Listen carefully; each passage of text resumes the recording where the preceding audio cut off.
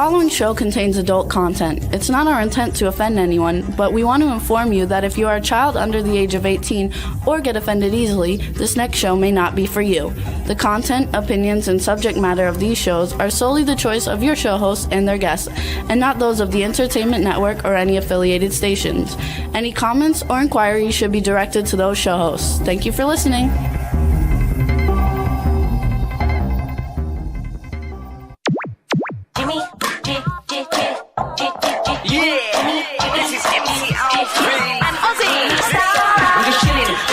Sitting down and designing, where every man never thinking, what are we gonna be wearing? Yo, I'm a Liverpool MC, you can't test me. Big up the girls inside the party, let's get down to Crazy Jimmy. Big up myself and known as Alfie, the one and only, the Turkish MC. Always love the clothes of Jimmy. Bitch, I'm your wanna be, Jimmy Star's new celebrity. We'll take you out to Jimmy Star's. Hey ho, what's up everybody? Welcome to the Jimmy Star Show with Ron Russell, bringing you the good times in music, fashion, pop culture, and entertainment. We got a great show for you guys today. We've got two great guests, but before I tell you who they are, let's just say hi to my cool, outrageous man about town co-host, Mr. Ron Russell. What are you picking? There's something there. I'm not sure what it was. No, I just blew my nose. It's probably tissue. I'm still suffering from my sinuses, folks. I can't wait for winter to come. Not that we have a winter in Palm Springs, but whatever it is, it's better than now with everything blooming. Everything blooms here. I think it's the palm trees that we're allergic to. The palm trees cast out some kind of a pod. That's a good movie. We could make the pod movie. Yes. Except it comes from a palm tree. And a pod kills people. Never know. So what's on today? What's going to happen? Anything interesting? So I'm trying to get the link so we can send it out so people will join us in the chat room, and I can't find the link on, I don't know why, on my phone. I only find it on the computer, so I'm working on it. So you guys, we have a great show today. We have Jeffrey Byron coming on, and you guys will know him from all different generations because he's been making movies since the 60s. And it's really cool. And then we have action star John Wells coming on, and I know people like Dawn and stuff have seen all his films. So I think it's going to be a really good show. I think we're going to have a lot of fun. And they say they love our shirts. I'm wearing beige corduroy. See, it's a corduroy jacket shirt. And we can do that now because it's October.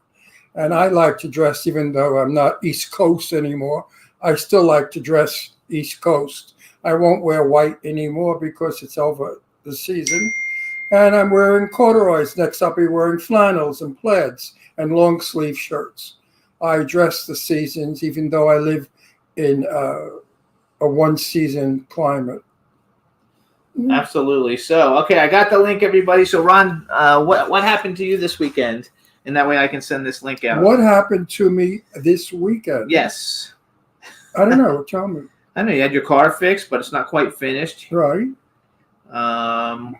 We went to Jennifer Ming's birthday party. Oh, we went to Ming's birthday party, and Ming had a bird on her head the entire party. It's a little canary that she adopted, and it lives in her hair, on her head. And I was watching the bird pull her hair, I guess wanting to make a nest. We do have strange friends. They were fun, though. Yes, it was funny. So her cat died about a month or two ago, so she got a bird to replace it. Because she didn't want to get another cat, because she thought it would be an insult to the cat that died. In the meantime, lots of cool things going on with the movies that we're doing with them, and we'll have some announcements probably in the next week or two. Friday, don't forget, everybody, the Clown Motel 3 Ways to Hell trailer comes out, the official trailer. We'll play it for everybody next week on the show. But it should be a lot of fun, and Ron and I are getting ready to work on some films, so we're excited. I'm excited about it. Yeah, I can't wait to get back to work because, just sitting around the house all day long is crazy time. You get nuts. I have to go shopping. You know what I can't find? A black turtleneck long sleeve shirt. I want to wear it to Marcel Waltz's Halloween party because it's witches only. No, it's not witches. It's Clueless or The Craft. What's Clueless? So the theme of the party is Clueless or The Craft. Clueless is the Alicia Silverstone movie from the 90s. about fashion and everything. And The Craft is obviously the witch movie. Well, with didn't I Neve just say Campbell I was and going to go as a everybody. warlock? Yeah, so you're going to go as a warlock. So what? You just corrected me on. Well, the theme is not witches, though. You said the theme is witches, and it's Well, not. It's both. So we can go either one. It should be fun. Thanks, B. Claudia. Share it. What's up, chat room? So B. Claudia in the chat Anyway, room. I want to go as music. a warlock, and I need a black long sleeve T-shirt. A turtleneck. They don't make turtlenecks anymore. I guess they're not in fashion. I guess not. But I thought they were coming back because I started to see in some of the men's clothing magazines turtlenecks. A turtleneck looks wonderful under a jacket. It's sort of a classic continental look, very, very European. Anyway, that's what I'm going to do after the show, because I went to Marshall's, TJ Maxx, Macy's. I went all over. Nordstrom's Rack. Nordstrom's Rack. Now I'm going to try the one here, Marshall here. What's it called? TJ Maxx. Burlington. Oh, Burlington, yes. Burlington may have one. So also, you guys, we want to remind everybody, Halloween Hotness is coming up. It's October 19th at Madame Tussauds.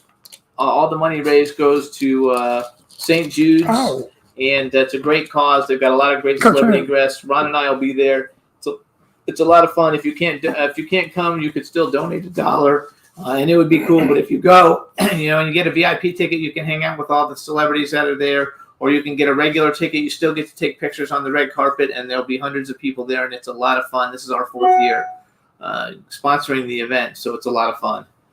Also, we want to say hi to the chat room. Tina joined us, Lady Lake Music, and Stefan, and B. Claudia is in the chat room. I'm not sure if Dawn is there.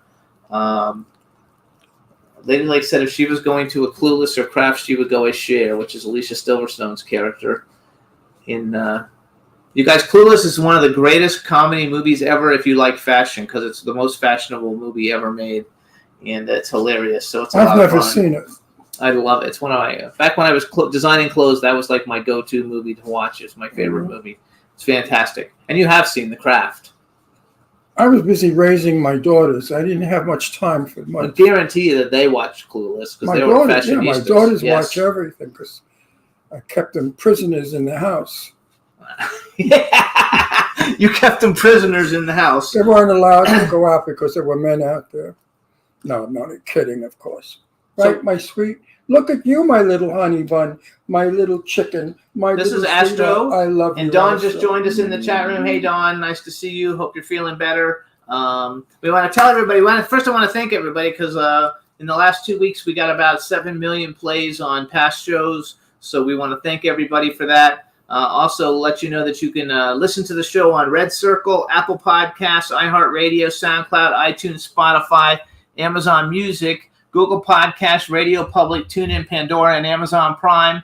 And if you want to watch it, then you can watch us on YouTube. And the show goes up. The show goes up every week, a couple hours after the show, for everybody to see it. We want to thank everybody for tuning in. We've had some really great guests. It was a really good month, and we want to continue it. And we've got 2 great guests today, so it should be a lot of fun. This is Astro, you guys, our little rescue. Anybody who doesn't know him, He's the reason I live. I love my boy so much. I can't breathe. Do you know Devin Vasquez, who is Ron Moss's wife? They have a little dog like this called Prince. And I've never met anybody in my life that's as crazy about their dog as I am. And Devin, her little Prince has a foot infection. So let's all say, Prince, get better quickly. absolutely. You guys know Ron Moss. He's the famous soap opera star. Devin, his wife, won what is it called? Star Search. Won Star Search back in the day. She's an actress and a model. And his song was "Baby Come Back." Yeah, Baby Come Back. as a singer, that's his song. He's one of the people in Player, so it's all good. And he's a good friend of ours with his wife, Devin. She's absolutely gorgeous, Playboy model. Also, she won something, didn't she? Win on She won Star Search. Star Search. She won Star Search, and she's on. They're executive producers of The Bay, the series, which is like a hugely Emmy-winning We're soap going to opera have them on eventually.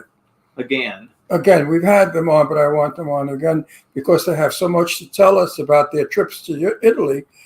They love Italy and they're always there. And now they've just moved to Arizona so we could get the update on their life. Yes. All right. So what we're going to do now is bring on our first guest. Yes. So let's bring on our first guest. I'm excited. I've seen almost all of the stuff that he's done. Okay, Astro, and it's going to be a lot of fun. You have to behave now. You've had enough television airtime. Hello, Jeffrey. Hello. How are you? Hello. I lost internet for a second, but I'm back. Good. Well, we're glad you're back. So we want to do an introduction. I just wanted to make sure we could hear you. Make sure you have your volume up all the way. Yeah. On it, just to make sure. We've got ours up to make sure we can hear you. All right, everybody. Now we want to welcome to the Jimmy Star Show with Ron Russell, actor, writer, producer Jeffrey Byron. Hello and welcome to the show. Hello, Jimmy. Hello, Ron. Nice to meet you Hello, both. Jeff. Hey, Astro. I'm going to put Astro down. Put him down. Yeah, he had his He had his airtime. He had his airtime. Every week he comes up. I don't know. This dog is so smart. He's a ham, like Jimmy. So we have a chat room starting to fill up. Please say hi to everybody in the chat room. Hello, everybody. Nice to meet you all. There you go. And now you're in LA, right? You're in I am. Beverly Hills. According to your Instagram, you're in Beverly Hills. I am. So you guys, Jeffrey's Instagram is at Jeffrey Byron, JEFFREYBYRON. He posts lots of stuff on Instagram, so follow him. We're happy to have you. My cool, outrageous man about town, Ron Russell. Fantastic. By the way, Yeah. Ron, I know where you can get a turtleneck. Where? Believe it or not, you can get a turtleneck on Amazon. No, it's a mock. It's a mock. It was a mock. Oh, a turtleneck. mock turtleneck. I Got don't it. want a real turtleneck. You don't want to hold. Right. Got I it. want You a just want the turtleneck mock. that you roll. No, he wants a real Right. one, but we only saw mock ones when we did it. But I'll have to do it again and look closer. The mock turtleneck Got is only one. It's not folded, and it looks like a woman's blouse. Got I don't it. Got it. Are you a I wear contemporary of mine? turtlenecks all the time, so I know. Are you a contemporary of mine? Because you've been around in the 1960s. And I don't know about you, Ron, but I'm ancient. So I have no age either because I'm absolutely No, magnificent. he said ancient. He said, I thought you said I'm age. ancient. I'm not saying you're ancient. He's I'm saying 84. I'm 84 years old. Well, you look amazing. Bless you. Yes, I do. And if you're my contemporary, he's so not are that. you. He's not that. Well, hot. he I'm was not around- quite your contemporary. I'm 69. actually Right? I'm Jeffrey, you were 68. playing- Will be 69 in a couple of months. He'll be 69 soon. So, So how are you in the movies in the 1960s? You had to be a kid. Because Teenager. I was a child actor. I began my career as a child actor starting at the age of 5. So Right. my mother, you may or may not remember, my mother was a very beautiful English actress named Anna Lee. Anna So- Lee. Of So course I Anna know Lee was in over 100 films, including The Sound of Music. Anna Lee had the most incredible voice. Her So- speaking voice was kind of husky. She had a quality about her voice that I remember so well. Of course, I know Anna Lee. Anna Lee was in so many films. Yeah, so my mother did 9 films of John Ford, which is more than anybody but John Wayne. So she was in How Green Was My Valley and Horse Soldiers and The Man Who Shot Liberty Valance and 7 Women and many more. And then because of their long association for many, many years, he was my godfather. So I grew up with John Ford as my godfather, which was pretty cool. that's And awesome. and so my mother never pushed me to be an actor, but when I was 5 years Paul old, was there. well, when I was 5 years old, my mother's agent was over at the house at the time. She was over at the house on a weekend, and he saw me in the corner playing, and he looked over at my mom and he said, "Does that kid want to act?" And my mother looked over at me and said, "Do you want to act?" And I just sort of shrugged my shoulders and went, "Okay." So I started auditioning, and then as it turned out, through purely dumb luck, I was the third most successful child actor of my generation. So number one by far was Ron Howard, of course, the great director, but at that time an incredibly successful child actor. Number two, in my estimation, was this very good actor named Billy Mumy. Yeah, we've had him on the show. So Billy, you know, Lost in Space and did a lot of things. But I was probably number three. And I did some, by pure luck, I happened to be in some really incredible things, including the very last episode of The Twilight Zone ever made. Oh, So I love that. Actually, I have a bunch of stuff about you written down that we're going to get to once we get going. well, So- my mother was a silent movie actress, a child actress, Jenny Gabriel, and her claim to fame was Children of the Storm. oh, sure. Was of 1926, I believe. Right. Growing up with my mother was a guess because my mother was always an actress. Right. I mean, she was never not an actress.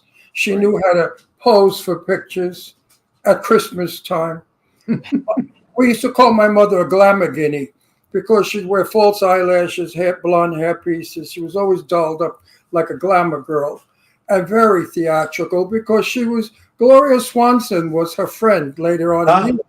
And the two of them together, my mother and Gloria Swanson, was a TV show because one would out glamour the other one. I mean, they would be, they were still doing like they were in the movies. And Swanson, of course, was the best. I met her when I was about 8 years old, and I was tall as she was. That's how little Gloria was. And Mae Murray was my mother's best and most dearest friend. So I have a good old Hollywood background of when the stars were, you know, terrific. And your mom worked her ass off. I mean, she was in a lot of stuff. I liked Anna Lee. As I said, she had a very strange, it was accent or voice. Not strange, but Well, she was English. She was British. So you didn't hear the English. She never used English. In the movie, I think she was in a movie with Betty Davis, was she, I believe? she was in Whatever Happened to Baby Jane. Right. I She love played that. the neighbor. She played the neighbor and was looking stunning. I remember how beautiful she looked because she was getting up in her years. And I remember when I saw the movie, I said, my God, she looks wonderful. She looked I great. love that movie. Yes, that was your mom, Anna Lee. Ron used to have a TV show called Set the Record Straight, and Jane Russell was his best friend. And he always tells me, because I'm newer to all the movies. I had never seen a Turner Classic movie till I met him, 12 years ago, because it wasn't my thing. Now I've seen all of them. But Whatever Happened to Baby Jane, I love it. He doesn't like it because he's like, that was their terrible stuff. No, Betty but I Davis- love that movie, and I even have the Funko Pops, of the two stars for Would it. you like to hear a great story about Whatever Happened to Baby Jane? Yes. So I was 7 years old, and my godfather, John Ford, put me in a movie called Donovan's Reef with John Wayne, Lee Marvin. Jack Warden, And- Dorothy Lamour, Cesar Romero. Correct. So my mother, of course, was the person that always would be with me on set. She helped me with my lines. She helped me rehearse my lines, etc. Well, a few days before I was ready to go to Hawaii to do Donovan's Reef, my mother gets the part in Whatever Happened to Baby Jane, so she couldn't go with me. So my two older brothers, who were only 11 and 12 at the time, had to go and be my guardians. But my real guardian was John Ford when I got there. But the story goes like this. We finish all the work in Hawaii. We come back and we do all the interiors. I'm talking about Donovan's Reef at Paramount Studios. Well, right across the street from Paramount Studios is Raleigh Studios, which is where they were filming Whatever Happened to Baby Jane. So we arranged one day for myself and my two brothers to come over to Raleigh and have lunch with my mother on the set. So we come over, and on set, inside the sound stages, were these two makeshift dressing rooms right next to each other. One was Betty Davis, one was Joan Crawford. We all know what they thought of each other. So out in front of Joan Crawford's dressing room was a Pepsi machine because she had been married to the CEO of Pepsi. And when she started the film, she had that machine put on the lot, and she called all the crew over, boys, anytime you want a Pepsi, free Pepsi on me. Well, Betty Davis heard about this, and the very next day or the day after that, she had a Coca-Cola machine put in front of her dressing room, and then she whistled, hey boys, anytime you want a Coke, it's on me.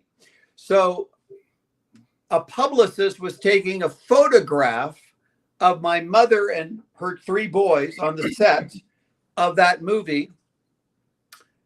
And suddenly, in the distance on the other side of the photograph, were Betty and Joan whistling, boys, come over, have a Coke, have a Pepsi. So they were like doing this whole thing, even, you know, to the children of Anna Lee. So that is my story of That's fun. whatever happened to Baby Jane. Ron actually went to eat with Betty Davis once. Yeah, I was friends with Betty Davis, and you know, I have no filter, so I don't care what I say. And everybody was so afraid of her and intimidated by her, and they'd say, "Don't say this around Miss Davis. Don't, you know, be careful." I said, "Oh, blow it out your ass." So I, of course, said to her, "Betty, great actress." I said, "You're probably the greatest actress ever. Why on earth did you do Baby Jane?" And she went like this. Money. I said, "What'd you think of it?" And she went, "No comment." No, she did not like that film. I love She it. did not I like love it. being so grotesque and almost like a horror. No, it was not for her. Joan Crawford, of course, thought she was paramount. You know, she was marvelous, and it was a wonderful performance. But Betty Davis found it to be humiliating and very degrading. That her assistant told me. So wait, I want to brag a little. Let me brag. Please. So for you guys, first of all, for But your anybody- mother, I just want to say again, your mother was beautiful in that movie. Thank What was you. she, about 50? Yeah, right around 50 years I old. mean, her figure was lovely. She was. I remember saying that because I had seen Anna Lee back in the 30s, and Do you both remember my mother's, what I call her second career? I don't, because I don't know who. So she- at the age of 65, after having made over 100 films in her career and many Academy Award winning films, yep, a really incredible resume, she calls me up one day, she's 65, and she says, "Darling, they've offered me a role on a soap opera." And then there was a pause. "What is a soap opera?" So I explained to her what it was. "Well, I'm thinking about doing it for a while." And I said, "Well, I think it would be great for you to do it for a while." So my mother gets a part on General Hospital and becomes the matriarch of the show and does it for 25 years until she's 90 years old.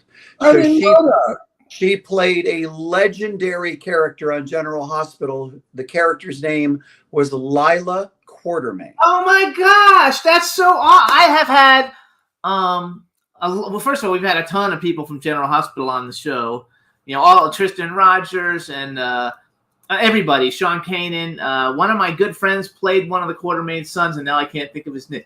But that is so cool because that she was like such an icon. I didn't know that was your mom. Hang on a She- second. Yeah, Since go we're ahead. talking so much about Anna Lee, Juan, do me a favor. Look up a picture of Anna Lee and put it up for us.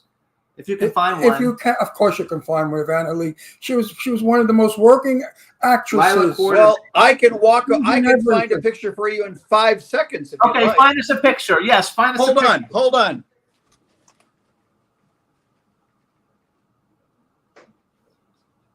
La la la la la la la la. You guys went to go run and get a picture real quick. He went to get a picture of his Uh, mother. She was a character actress, and she worked in so many movies. And she did have a very special voice. That was my mother when she was known as the British Bombshell. Hold it over. To move over to your left. There you go. Hold it. That doesn't even look like her. Get a picture that looks Yeah, like hang on. No. Here's a whole bunch of pictures that look Well, like her. that's her when she's she was older, when playing she's Lila older. No, Portman. that's a beautiful picture, but that's when she's about My 20. mother, forgive me for interrupting, but my mother was not a character actor. She was a leading lady. She played opposite John Yes, Wayne. that's There the you go. picture. That's Oh, the That's a picture. picture Now, from like that's the 30s. Anna-Lee. There you go. Absolutely. And That's then, her.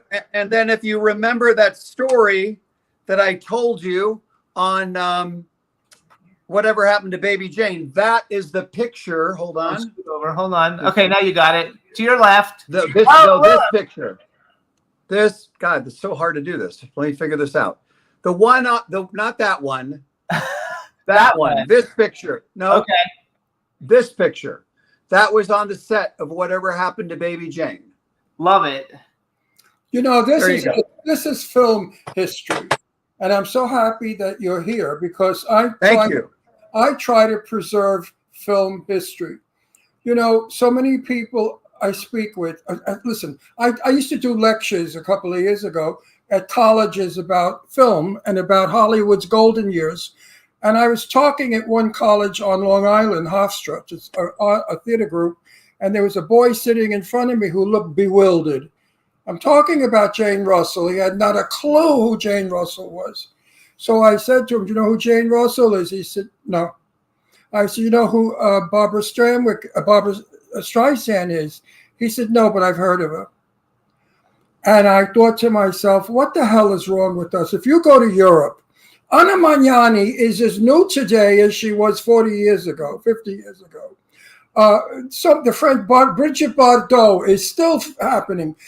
Why is it Europe reveres and holds dear all the old stars, but America, it's like, who's that? They don't really care. They only know the new jerks that are working today that really aren't talented. They have all these effects, kicking and screaming. Actually, and hang on. cursing. So in the chat room, they put up, so there's a book on Amazon, Anna-Lee, Memoir of a Career on General Hospital and in Film. Correct. And she was in Sound and Music. And we've probably had 30 members of General Hospital's cast on the show over the last, 15 And I know years. this interview is about you. But when you have Anna-Lee for a mother, I'm going to run with it a little bit. I have You know what I no mean? issue talking about my mother. I adored my mother. I can And see also, that. if I may take a moment, I want to brag on about my beloved stepfather. My stepfather was one of the most iconic American novelists of the 20th century. He wrote during a period when some of arguably the greatest American novelists of the 20th century wrote, which was F. Scott Fitzgerald, Ernest Hemingway, etc. My stepfather was novelist Robert Nathan, who wrote over 50 pieces of literature, including 5 books that were made into movies, 2 of them Academy Award-winning movies that, Ron, you'll know because you're a cinephile. He wrote the novel that was made into the movie Portrait of Jenny. Oh my God, he wrote that? And One he of my wrote- favorite. And The Bishop's I knew Wife. it would be. Wait, Jennifer Jones. And he wrote the novel that was turned into the film The Bishop's Wife. That's our Cary favorite Grant. film. We see I'm it every telling you, year. We you watch know- it every year. And Jeffrey- this, I'm gonna turn this over. Let's see if I can get this. These are all of his novels. I have all the first edition novels, over 50 of them. And this is just getting back to me for a moment. I really much prefer talking about my family than me, but this is what I'm doing today. No, you aside came from Wait, Hollywood. wait, wait. You came from Hollywood royalty.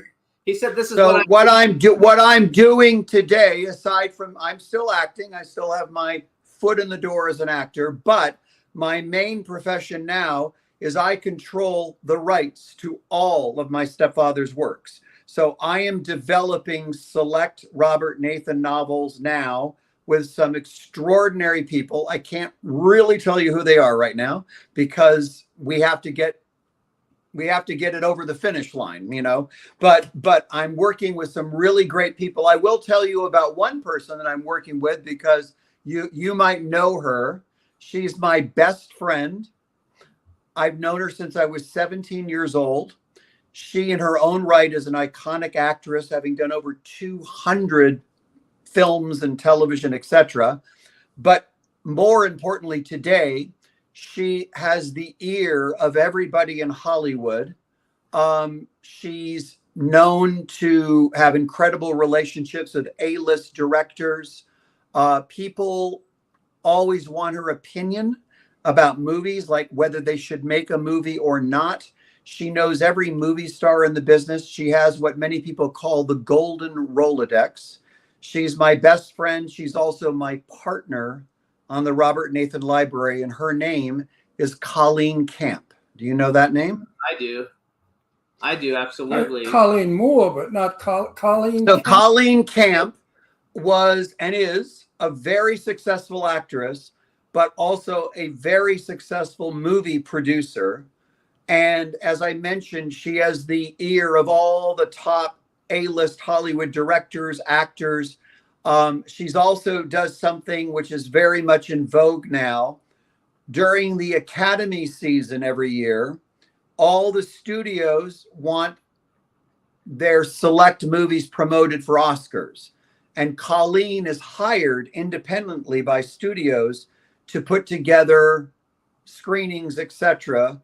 There are stipulations, legal stipulations. You're only allowed to do certain things, and she follows all those rules.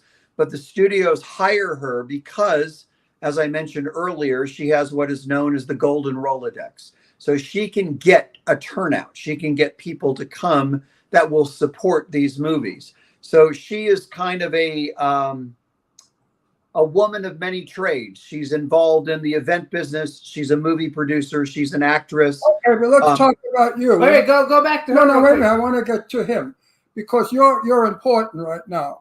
Are you remaking Jenny? And no, I'm not doing any remakes, and no disrespect, but I personally am not a fan of remakes.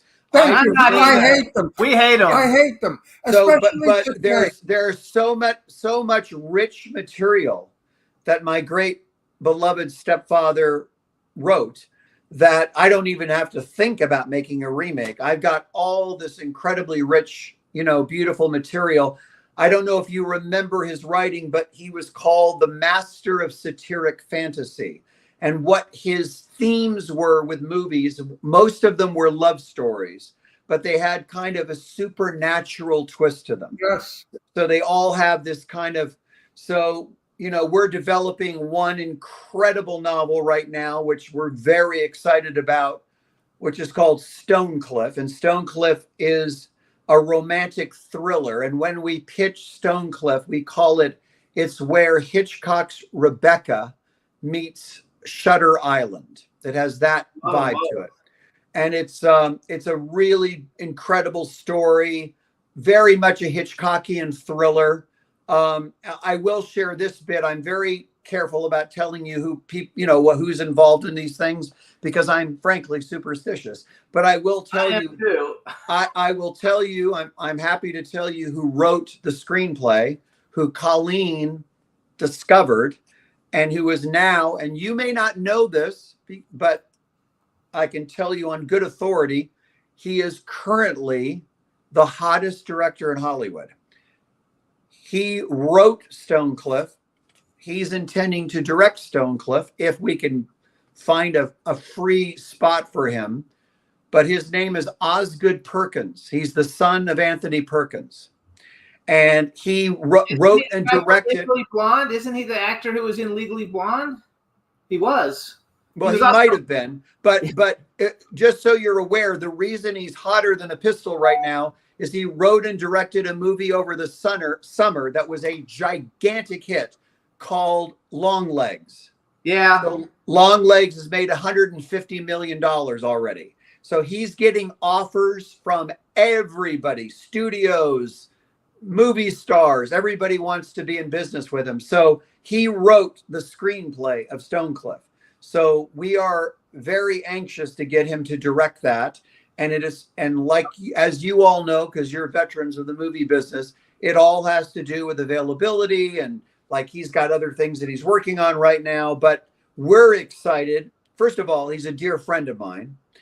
His mother, by the way, was an incredibly famous photographer named Barry Berenson. Barry Berenson, yeah. She was Marissa Berenson's sister. Yeah. And on a very, very sad note, his mother, Barry Berenson, was in the first plane that hit the World Trade Center. Wow. So I'm sorry, go ahead. I was going to say, I want to go back just with Osgood Perkins because we have a 6 degree of separation because I'm involved with a movie called Quigley, and he was in the movie, and now we're like working on funding for the sequel for it, and it was put out in 2003. And he's got one of the main characters in Reese Witherspoon's Legally Blonde, which is one of the greatest rom-com type movies like ever. Oh, I know the movie very well. Yeah, so he's fabulous, and he's one of the main characters in it. And so he's a really cool big deal. But I want to brag for you a little bit because I didn't get to do it. So you guys, here's just a few of the things that you might have seen Jeffrey in. If you're in your 40s or 50s or 60s, you've seen him. You know all of these things. He was in the last episode of The Twilight Zone, like he told us. The Fugitive, Bonanza, Macmillan and Wife, which Ron was in a couple episodes of. The Fantastic Journey, Dallas, Wonder Woman, BJ and the Bear, 8 is Enough, Lois and Clark, The New Adventures of Superman, Matlock, which now they just rebooted Matlock, and your friend is in it. Right, Colleen is in it. Yes. Yep.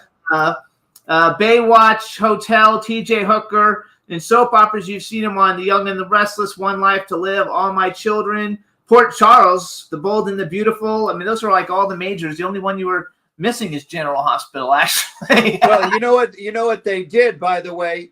Port Charles was a spinoff of General Hospital. So when they hired me to do Port Charles, I said to them, I will graciously accept your offer, but I have one condition. And they said, well, what's that?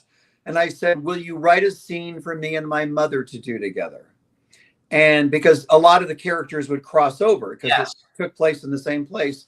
So sure enough, about a year into production, they wrote a scene where my character comes off an elevator and Lila Quartermain in her wheelchair is standing right in front of me, and I bump into her and we have a little conversation. So that was really great to get to do that. So wait, I want to just let me just finish bragging. I'm almost done. You guys, some of the great movies you've seen him in: Donovan's Reef with John Wayne, Jack Warden, Cesar Romero, Dorothy Lamour, and Lee Marvin; Hot Rods to Hell with Dana Andrews and Jeannie Crane; At Long Last Love, Burt Reynolds, Sybil Shepherd, Madeline Kahn, Eileen Brennan; Nickelodeon with Ryan. I think you played Tatum O'Neal's husband or boyfriend in one of these movies, don't you? I played Tatum O'Neal's first ever adult love interest in a movie called International Velvet. Yes, correct. Okay, International Velvet. I gave her very first on-screen kiss. With Tatum O'Neal, Christopher Plummer, Anthony Hopkins; The Seniors with Priscilla Barnes, Edward Andrews, and Dennis Quaid. And then Nickelodeon also has Tatum O'Neal, Ryan O'Neal, Burt Reynolds, Stella Stevens, John Ritter, and Brian Keith. Stella. He was friends with Stella. My good friend was Stella. I love Stella. Sure. Wasn't Stella nice? Stella was very nice. I met her many times. She was one of the sweetest friends I ever knew. And then you guys, in more modern movies nowadays, first of all, he had another movie that was great. And this is like it was called The Dungeon Master, which is like a cult film, which I think you actually wrote it and starred in it, right? I wrote one episode, and the poster behind me was the film I did right before The Dungeon Master called Metal Storm, which was also a huge cult film. So Metal Storm was meant to probably go straight to video, but through a series of events, because it was a 3D film, that summer, Universal was coming out with Jaws 3D. And when they screened it privately, they knew it was a disaster. And during that era, 3D films had to be projected on a special screen called a silver screen. Well, Jaws 3D was in 2,500 theaters, and Universal was up a creek. So the writer-director of Metal Storm, a legendary guy, by the way, named Charles Band. Charles Band is a cult hero. He's sort of like another version of Roger Corman. He's made like 300 films. He's a puppet master films, I think. Correct. He stops production. Get this. This is a great story. He stops production in the middle of shooting Metal Storm. He puts together this 15-minute reel. He says, Jeffrey, you and I are going to the Cannes Film Festival together. We go to Cannes. He does the 15-minute presentation. He shops me around like being the new big hunky star or whatever. And over the course of about 5 days, he sold Metal Storm to Universal for $5 million, which was a lot of money back then. And when Universal came out, it premiered in 2,500 theaters and made $30 million. This was a movie that cost about $500,000 to make. So it was one of those extraordinary stories that happened to be right place at the right time. So I want to do one more thing and then you can do. Yeah. All right. So I want to play everybody just to get an idea of Jeffrey in this movie because it really is a cult movie. So we're going to actually play the trailer for The Dungeon Master for everybody to see. I popped it off of YouTube. Hopefully we don't get in trouble for it. So you introduce it, and then while we're going to play the one that says The Dungeon Master, you introduce it for us. We'll play and hang on. We'll be right back. Great. So The Dungeon Master was a film I did in 1984, directed by Charles Band and 6 other directors. There were like little sequences in the film, and I wrote one of those sequences, and my brother, who's a very talented director, directed it. Here you go, everybody.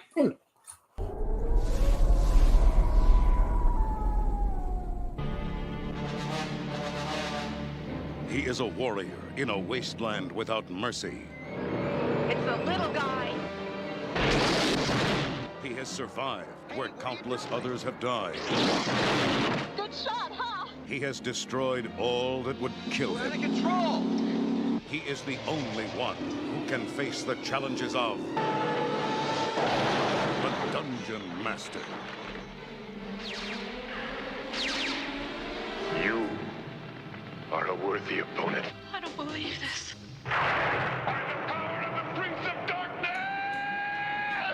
I dub thee Excalibrates.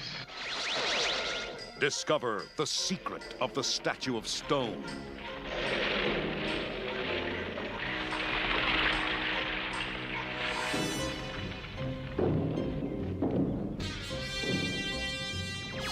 The ungodly demons of the dead. The trap of rat spit, the slime boy. I am Ratspit, caretaker of the dead. The ordeal of the ice monsters of doom. My legs are frozen. I can't move my feet. The attack of the samurai sentinel.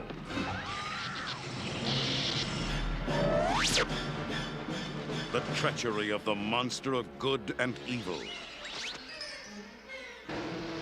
A warrior trapped in a timeless void, locked in mortal combat against the overlord to the agonies of strange beasts and lost souls. Prepare for the end. The Dungeon Master. Rated PG-13.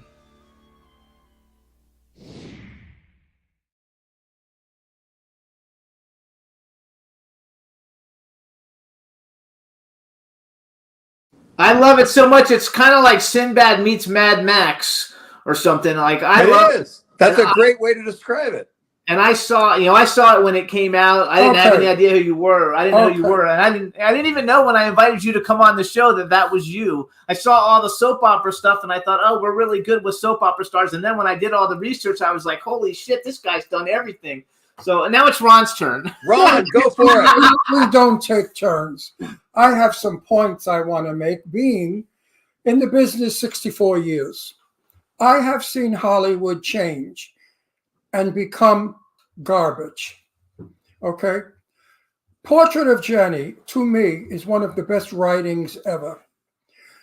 The film, Jennifer Jones, was breathtaking. The story was interesting, romantic, and fantastic. Today, if they made that movie, people would walk out of the theater bored because no one's kicking, bleeding. They're not gay, they're not lesbians, they're not murderers, they're not garbage, okay? Today, it seems to me that Hollywood wants to show the ugly side of life, the ugly side of the world. The movies are dark, they're gray, the costumes are gray, the acting is suffering, they're all chopped up, they're bleeding. This is not entertainment to me anymore. I used to go to theater movies when I was a kid, And I would see great films, and I'd leave smiling and wanting to be the people in the film. Let's go to Bishop's Wife. One of the greatest movies Religious, ever. Cary Grant, absolutely breathtakingly magnificent looking, stole the movie. Great story, lovely story, warm story. You left feeling good. You felt spiritual. You felt Christmas. You can't do that today because Christmas is no longer allowed because of the woke people. They've taken Christmas out of our holiday. So I feel that teaching the young people today that there was a Hollywood once that taught us to be respectful, decent, law-abiding, nice people. That the messages in all those wonderful movies, I mean, Tennessee. What's the other one that we like? We have two Christmas movies we watch Bishop every year. The Bishop's and Wife. Jenny. No. It's not his movie. Oh, but it happened on Fifth it Avenue. happened on Fifth Avenue. Those are like our two favorite Christmas Which is movies. a We watch lovely them every movie year. because it's about people taking in homeless. You know, I wish Hollywood would only give us more of what we had back then. It's not old. You know, Lauren Bacall, who I knew well, I said to her once about an old movie. I said, I don't think they saw that. It's an old movie of yours. She corrected me. She said, Ron, movies are not old until after you've seen them. And I use that always. And I say, if you've never seen Portrait of Jenny, it's not an old movie. It's a wonderful movie. And it will never be old. The writing was, I can't tell you. I must have seen that movie a million times. So this is my point. Hollywood today needs to stop being realism. We live in realism. We need to go back to fantasy. Years ago, film took us to places we never. Three Coins in the Fountain. I remember my father said, I haven't been back to Italy in 50-something years. After seeing Three Coins in the Fountain, he wanted to go back. Have you seen Three Coins in the Fountain? Of course. Of course he has. He's a film buff like I am. I mean, Three Coins in the Fountain showed Italy at its best after the war. I only wish that Hollywood would return to being Hollywood, a place where fantasy is made, not reality. What's your viewpoint after that long, long speech I just did? Well, my viewpoint is as follows. All these books that I just pointed to are all fantasy. And this has been my life mission for the last number of years, ever since through a stroke of luck, I inherited all the rights to his works, to Robert Nathan's works. So, you know, most people that aren't in the business like we are don't know the backstories of movies. So if somebody goes to the cinema and sees a movie, they don't know that that movie might have taken 5, 10, 15 years to get made, because there's always a backstory about a movie. Like I always use this as an example, and this is one of probably thousands of examples, but Forrest Gump, an incredibly successful movie, made $300 million. It won, I believe, 10 or 12 Academy Awards. One of the most successful movies of all time. It took 10 years to get made. So that means for 9 years, studios turned it down. There were 4 or 5 different actors attached to it before Tom Hanks took it. There were 4 or 5 different directors attached to it before Robert Zemeckis ended up directing it. So there's more often than not a backstory about getting movies made. But I have some extraordinary material that my stepfather wrote, and my partner Colleen and I have always believed the following. All we have to do is get one of these made. Now, it's got to be good. We have to do our job. We have to have good actors and a good director, and the audience has to respond to it. But if we get one, just one made, then it completely changes the outlook of the entire library. I have 45 available titles. That's a lot. So he wrote 52, 53 pieces of literature. 45 of them are untouched. So my goal has always been the following. We get a movie made. people respond to it favorably, then typically the way, and Ron, you know this, Jimmy, you know this, once you get something made, then Hollywood goes, The "Where copy. have you been all my life?" Yes. You know, so I've been right here. You just haven't been paying attention, but now they'll pay attention. So what I want to do is I want to do an overall deal on these books. So some of them will be movies. Some of them will go to television, be television series. Some of them will be, which by the way is my favorite medium in television, some of them will be limited series. I love the limited series. We do too. We like those too. The reason why limited series are so wonderful is because when you do a 1-season arc, let's say anywhere between 6 and 10 episodes, you can get movie stars to do them. Yep. Because they're not committing, they'd never commit to a television series, but they will commit because a 1-season arc on a television show takes about the same time as a movie takes to make. It's, 3, 4, 5 months. So you can get movie stars, you can get great directors. And there's something I think very exciting about that medium because although I love movies, of course, sometimes it's more efficient to tell a story in 6 hours than it is in 2 hours because you can really expand on the characters and so on and so forth. Yeah. So, but anyway, my goal, my passion, if you will, is to take this library and turn it into our own original version of Stephen King so that we have movies, television series, everything. I love it. So- Well, get started. Get started. Yeah. You know what I find objectionable? Jimmy's a producer, okay? Jimmy produces movies.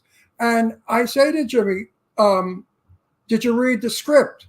He said, no, my investors are not interested in the script. They don't read it. They want to know who the star is. Sure. And if you get Brad Pitt, you could put him in the most horrible movie in the world. That is a book, which he has been in a couple of doozies, and people will go. That's pretty sad. In my day, we had a thing called the coming attractions. And you sat in the movie theater and you saw Joan Crawford in Sudden Fear running and Jack Palance chasing and Gloria Graham getting hit by a car. Oh my God, you saw this whole movie happening. Today, the trailers are like this. Boom, boom, boom, boom, boom, boom, boom, boom, boom, boom. He liked the trailer of your movie that I love because it. he's like, oh my God, you actually know what the story's about. That's a good trailer because it wasn't a time when Hollywood knew what they were doing. Right. And you were a very handsome little fella there, let me tell you. Thank you. Looking guy. So I think that we should, and this new music they do, the soundtrack, boom, boom, boom, boom, boom. He hates it because a lot of times the soundtracks are louder than you can't even hear the people talking. What The is that music all so about? loud. That's supposed to what? Make me get what? Makes me get nervous. I hate it. You know what? There are a lot of people my age and a little younger that go to the movies, and we're not respected or thought about because they put up movies that we don't get. They mumble when they're talking. They mumble a lot. Years ago, Betty Davis, I mean, you could hear her from the Bronx, okay? She was so articulate. Now we must do it was not overdone. It was just the way people spoke back then. Movies don't have to be life. Movies can be fantasy. Movies can be That's what he dramatic. said. Movies can be fake. And you, my friend, I'm going to follow. And if You're you don't speaking to the choir. if you don't make those movies quickly, I'm going to come gunning for you. Okay. No, he's right. What Keep he's that in saying, mind. No, I'm sure because your stepfather was your stepfather, correct? That wrote Jenny? Correct. Was a brilliant writer. He was a brilliant writer. And by the way, one of the most wonderful, kind, incredible human beings, the most important male figure in my life. A great teacher, so wonderful to my mother. My mother had gone through a couple of rough marriages and was having a hard time. And he was like Prince Charming. And by the way, they were 21 years apart. He was 21 years older, but they shared the same birthday, January the 2nd. oh wow. So Funny. How long Yeah. is your mother gone now? 2004. Oh, so she was very 20 years. old. My mother was 91. So was God Robert bless. Nathan. So God Robert Had a Nathan, good life. I'll tell you before we finish this, I'll tell you a very fantasy-like story, but in real life. Okay. So Robert Nathan and Anna Lee met late in life. They had this incredible relationship. They were the envy of all their friends. Everybody thought they were the most incredible couple. They loved to entertain. So once a month on a Friday, they would throw this fabulous party at their home. They had this beautiful but very quaint, very small, not ostentatious at all, like a little English cottage on North Doheny Drive, just above the Sunset Strip. And about 75 to 80 guests would come. My mother would invite all the movie stars. Robert Nathan would invite all the literary stars. So on any, and I was about 14 at the time. So on any given Friday night, once a month, it would be Betty Davis, Cary Grant, Jimmy Stewart, Rita Hayworth. On the literary side, Harold Robbins, Irving Wallace, Irving Stone, all these legendary people. And they were great entertainers. You know, there was a joke, a running joke, like if a bomb went off, the whole town would close down because everybody was there. But going to their fantastic love affair, by the way, the last 5 novels that Robert Nathan wrote, because he was prolific, he wrote for 5 decades. Very first book, 1920, very last book, 1978. His last 5 novels, the female lead in the novel was my mother. He made the character my mother. So married for 15 years, 21 years apart, same birthday. Robert Nathan dies at the age of 91 in the month of May, dies at home in bed around loved ones. 21 years later, my mother, at the exact same age, 91, dies in the month of May, Oh, gee. 4 days apart from when he died, at home in bed with people around her. Beautiful, though. Actually. So you see, there is something to destiny or whatever of being together. That Correct. story is definitely saying something. I used to go to a lot of Hollywood parties. Lee Winkler of Global Enterprise, my best friend, would throw lavish parties. His wife, Perry Winkler. And I met the star, Rita, and all those people. I met them at old ages. They were all very old. Yeah, me When too. I met Rita Hayworth, she didn't even know where she was because I Right. said to her, "Hello, Rita Hayworth." And she said, "Oh, I remember you from," and she went like that. And I had never met her before. So I met them at their declining years, but they were still stars. 100%. Looked like stars and they behaved like stars. Today, if Jimmy and I go to parties and we meet the current stars, they look like they just washed the floor, the bathroom floor. They are vulgar, drunk, or stoned, or common as could be, and trash. Most, not all. I mean, we have some wonderful, famous friends that are lovely, but it's not what it was. So Hollywood on the outside has deteriorated as it has on the inside. See, you're old Hollywood. You've got style. You're well-spoken. You've got class. You're important to me.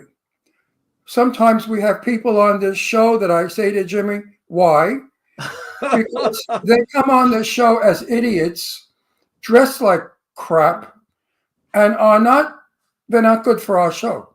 And Jimmy said, yes, but they're the most famous actor today. They make millions and millions of dollars, and the number, whatever that stupid number is they go by, they're 35 on the number. Like on IMDb, I'll tell them they're like number 35 on IMDb, which, by the way, your friend, Colleen Camp, who's your business partner, she's way up there. Oh, yeah. She's like 200. She's like 200. I'm like 5 million. Do you think I care?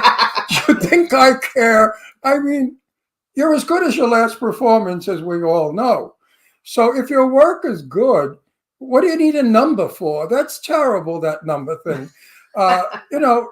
Cary Grant got hired all the time because Cary Grant was a favorite of people.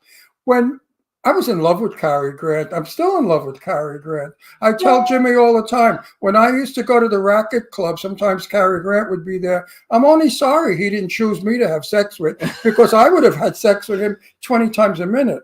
I mean, Cary Grant to me is the ultimate sexy guy in the world.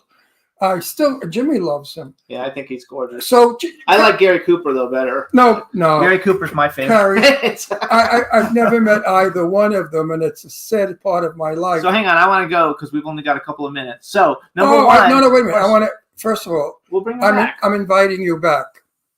Thank you. Because you're. And when I come back, I'll wear a turtleneck. No. So because you're a terrific guest. Going back to Thank you. And you have so much to say, and it's real. It's the real deal. You're not bluffing. And I was I enjoyed your mother's work because she always played. Well, she played a lot of times the victim, the woman that didn't get the guy or whatever.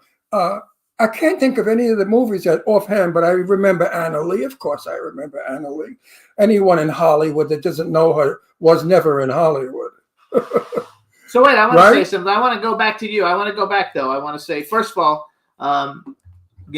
he's right about the thing about who's going to be in your film. I recently pitched a 3-film slate without anybody attached to it, and it's the first time I've ever been successful at it because everybody wants to know who's in it. So I'm excited about it. But here's something I ask everybody who's been in the industry and who works in the industry, and your answers might be different just because of the extensive history that you have. But something that we always ask everybody, or I always ask everybody, is if bucket list, male or female, if you could work with anybody living or dead that you haven't had a chance to work with, who would you like to work with? And like I said, it could be living or dead. And then the sequel, or the second half of the question, would be, if you could have ever been in any movie ever made, what movie would you have liked to have been in? Well, that one is easy. I'll get to the easy one second. I would love, there are more than a dozen people, of course, that I would love to work for, but I'm using the old thing. What's the first thing that comes to your mind? I would have loved to have acted opposite Ingrid Bergman. So Ingrid Bergman was a great friend of my mother's. And when Ingrid Bergman went through the very difficult time in her life when she left her husband for Rossellini and she was blacklisted, my mother was the only person that took her in. She actually lived at my mother's house. My mother gave her clothes to wear, and they were great friends. So flash forward many years later, and this was sadly probably 6 to 8 months before she passed away. I'm in London. I'm 22 years old. I'm making a movie for Disney, and I have a day off, and I'm in line waiting for Barclays Bank to open, and there are 3 people in line in front of me, and one of them is Ingrid Bergman. Wow. So I walk up to her, I tap her on her shoulder, and I said, Miss Bergman, forgive me for interrupting you. And she presumed, that I was a fan, right? And she was very gracious. And I said, let me just quickly mention the following. My mother was Anna Lee. She burst into tears. Sure. And she grabbed me and held me and wouldn't let me go for like 2 minutes. And that memory will always be forever etched in me. Beautiful memory. But I loved her. I'm a huge Hitchcock aficionado. So I would have loved to have been in one of those great Ingrid Bergman, Suspicion or Notorious or whatever. So I loved her. Regarding the film, that is like a no-brainer because from the time I was roughly 10 years old I always believed, I mean, I really believe this. I thought one day for sure I was going to be the next James Bond. So I thought you could have. You were good looking enough to be. So when I made this movie for Disney in the late, it was 1979. I was 22. It was called The London Affair, and it was Disney's version of. They changed the title to The Omega Connection, but the original title was The London Affair. It was about a 21-year-old secret agent like James Bond. So when I was making the movie in London, and by the way, I was working with all these legendary, incredibly famous English actors, one of which is Roy Kinnear, Yes. Nigel Hawthorne. I mean, all these greats, right? So when I'm making the movie, I'm getting quite a bit of press. And in the press, it was all over the Daily Mail and this and that. The next James Bond, Baby Bond, all this kind of stuff. Because I did resemble a little bit like a young Roger Moore. And Roger Moore was James Bond at that period of time. So I always thought this is going to happen one day. It didn't. but that was the role that I always wanted to play. I love it. And so who would be a male? You gave us Ingrid Bergman. Who would be a male you would have liked to work with? Daniel Day-Lewis. Great actor. Really interesting. Phenomenal actor. So I was very lucky, believe it or not, at the age of 21, and I know we've got to cut this short, but I got to work with Anthony Hopkins. So I got to work with one of the greats, and truthfully, I can call him. He's not a close friend, but he is a friend. I've known him for all these years. We stay in touch. He is the loveliest man in the world. Yes. I got to know him extremely well, and he's extraordinary. And to be in to be in a movie where you act like, think about this for a second, how lucky I was. I got to be in a movie where I acted opposite Anthony Hopkins in one scene. I got to be in a movie where I acted opposite Robert Duvall in one scene.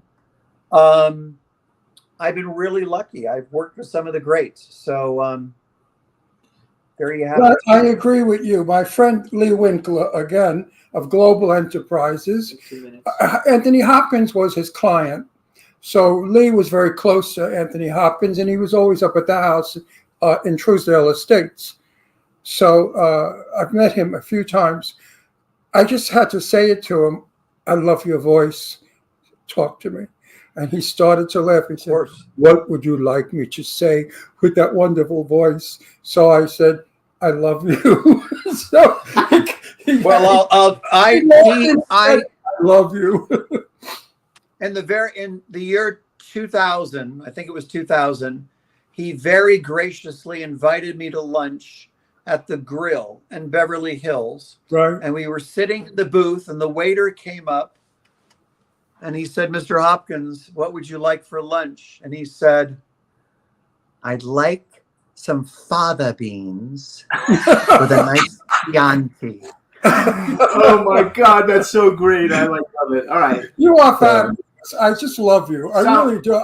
I don't get a chance to enjoy too many of our guests as I'm enjoying you. You're a book of Hollywood. You're wonderful. You have so much to say. I really think you're the one that should write a book about your experiences and the people you've known and what went on in Hollywood in the days when Hollywood was magic. Just magic. We're here. So everybody, this is Jeffrey Byron. Follow him on Instagram at Jeffrey Byron. We will bring him back at another time, you guys. We want to thank you for coming on the show and sharing all your stories. We had a great time. If ever you're in Palm Springs, give us a call. We'll go to lunch. I will. Sounds I'd lovely. love to talk privately with you because I have a lot of stuff that I would never air. They want me to write a book, and I said, no, I won't, because I was like a little gossip guy. I got everybody's gossip, and I won't tell.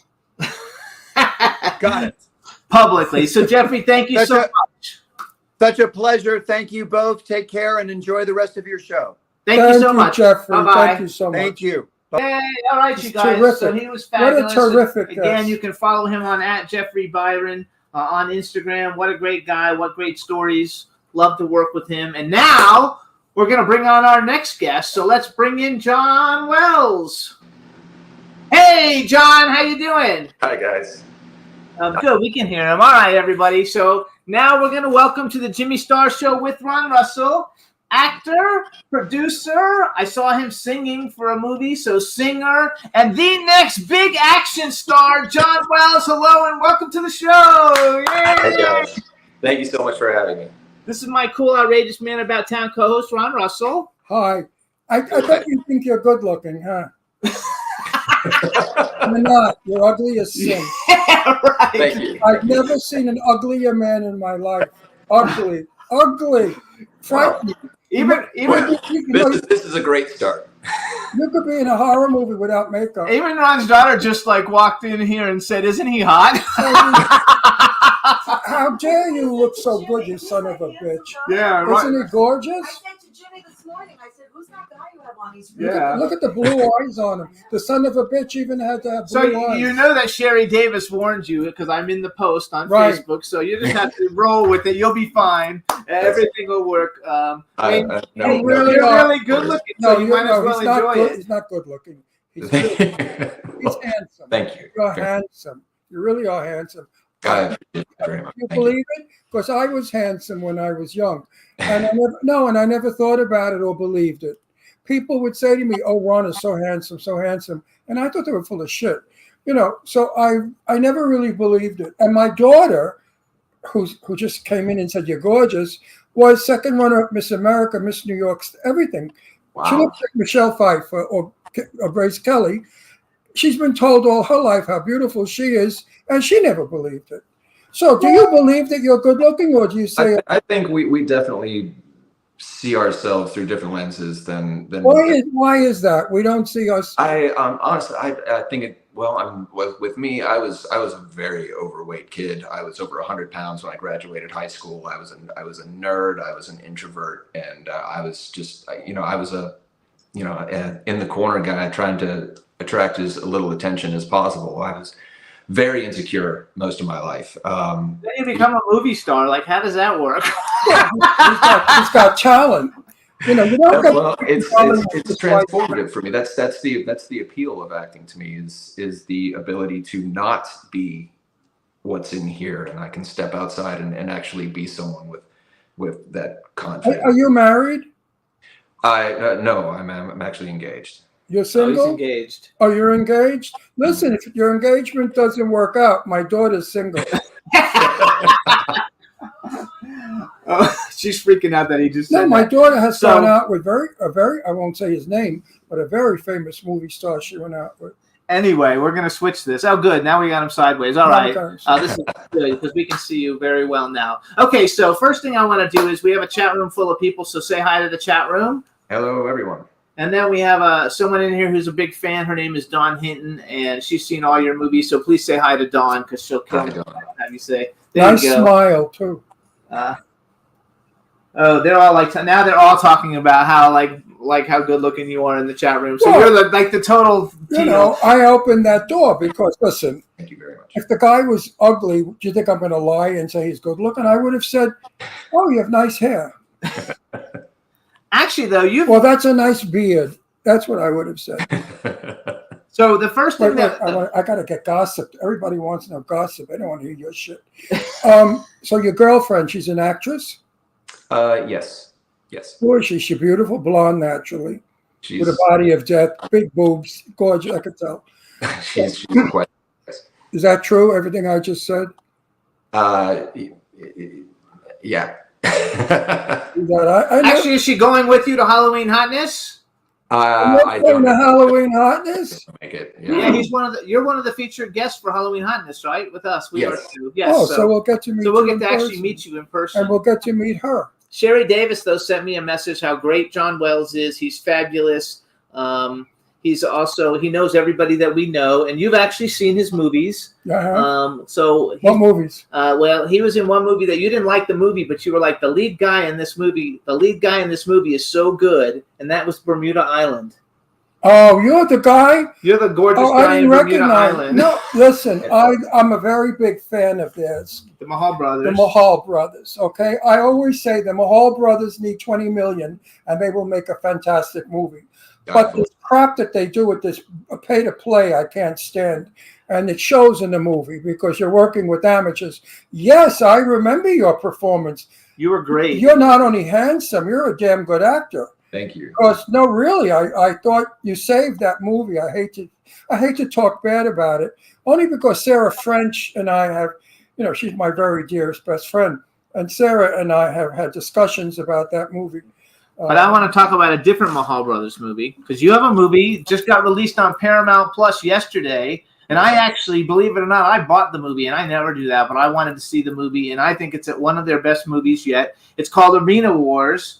We'll watch it tonight. It stars Robert Donovan, Michael Madsen, you, obviously, because you're the main character, And Eric I like Roberts, Robert Sherry Donovan. Davis, Robert Lasardo, BJ, and Gene Heathen is in it. Who? Gene, the tomato. Oh, the tomato. My It's friend, in it. I called Gene the tomato. And it's a very good let movie. Let me tell you a little bit about Sherry Davis. I know Sherry Davis for a long time. She has got the most magnificent breasts I've ever seen. Sherry Davis is probably one of the most beautiful women I have ever met. Sherry Davis is so sexy, but I saw Sherry Davis in an evening gown all dolled up, throwing a right hook at some broad in the bar, knocking her on her ass. Sherry Davis, you don't play with. She is a Texas chick. She is a tough girl. I love and adore Sherry Davis. I would do anything for her. I think, and she warned him on Facebook coming on the show. That I was She gonna also told me, Jimmy, please have Ron go easy on him because he's not used to it. no, listen, he knows I like him. Listen, if I didn't like him, I would ignore him. But Sherry Davis, to me, is a straight shooter. She's a terrific dame. I love her. So let's go back to Arena Wars. So you played like the main guy in it. Tell us give us a little teeny summary about it, because then we're going to play the trailer. I want everybody to see it, and then we're going to come back and talk. Oh, it takes place in kind of a dystopian future, and it's a televised death matches are kind of the main source of public entertainment, where they put death row convicts against sort of gladiatorial killers, and on basically a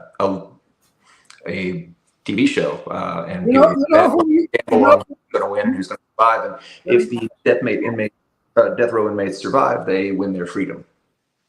What movie you should be in if they ever do a remake of Ivanhoe? You look like Ivanhoe. Doesn't he look like Ivanhoe? Yeah, he does look kind of like Ivanhoe. Do you know who Ivanhoe is? You know the script? Robin Hood. Do, yes. Not Robin Hood, Ivanhoe. I would love that game. Errol Flynn played Ivanhoe. So that's who Errol Flynn is, right? Oh, yeah, I know very well. I hope so. Yeah. I think it's very cool because I went down your whole. Wait, I want to get into something. Wait, I want to play the trailer. We're talking about one movie. I have to say something before I explode. Working with Sherry Davis, does your girlfriend get a little nervous? No. She's confident. She's confident. Yes. I'm working with Sarah French. My lady is together. Yeah, Sabrina is. That's a straight guy's fantasy. It's a three-way with Sherry Davis and Sarah French. Anyway, all right. So here's what we're gonna do. We're gonna play the trailer for Arena Wars. So John, I want you to introduce the trailer, and then we're gonna do the one that says Arena Wars, and then you hang on, and as soon as we play it, we'll be right back. So introduce it for us, please. Great. So this is the trailer for Arena Wars, which you can watch now on Paramount Plus. Okay, we're gonna. And welcome to the next exciting episode of Arena Wars. Fresh batch of institutionalized gladiators fighting for their freedom. Ready, here we go. You guys heard Perez? Yeah, smell that. Get back! Those on the line. The parole board has offered you a ticket out. Win Arena Wars, win your freedom. 7 arenas with 7 of the most vicious killers the world has seen in the last decade. You make it out alive, you get to go home. Luke Bender. You're an innocent man. Innocent man can mean big ratings. I'll be watching. I think it's time to audition Mr. Bender. No! What was your last physical? Cell block shower this morning. Oh yeah. You ready for this?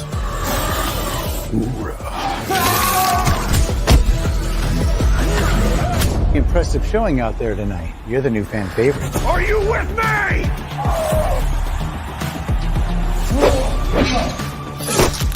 Cutie pie back for the kill. If you want to live through this, we have to work together. I'm watching you. Smile for the camera, thug life. Wow. We have to finish this. Come on.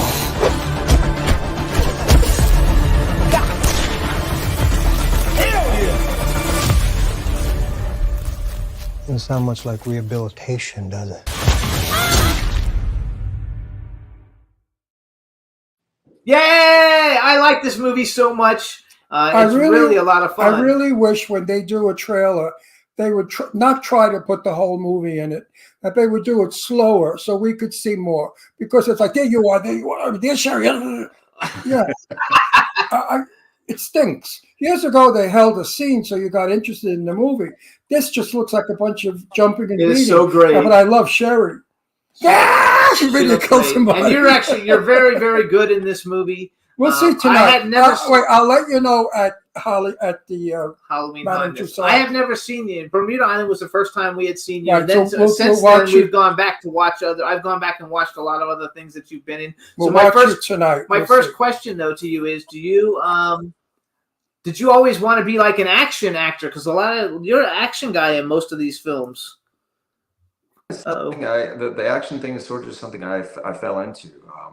I'm consider myself a serious dramatic actor, but I keep getting pulled into these kind of action hero roles. But it's a lot of fun, and I don't hate it at all. So I'll certainly. Why would you?